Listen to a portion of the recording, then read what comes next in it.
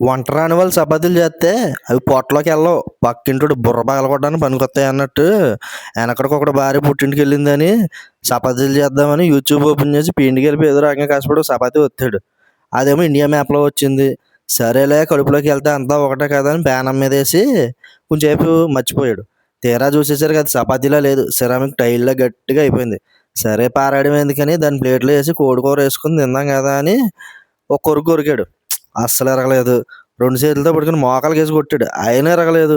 ఏంటిది ఇంత గట్టిగా ఉందని బయటకి ఇసిరేసాడు. అది కాస్త ఎదురింటోడు గోడకి తగిలి తిరిగొచ్చి ఈడి బుర్రకాయ తగిలింది. వాడికేమో మైండ్ బ్లాక్ అయింది.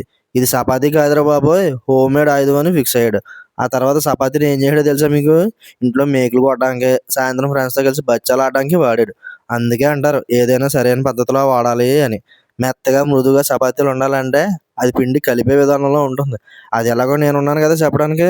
అలాగే మన వేడి వేడి ఎగ్ చపాతీ రోలు ఎలా చేయాలో ఫుల్ వీడియోలో ఉంటుంది. ఒక్కసారి ఛానల్ విజిట్ చేయండి.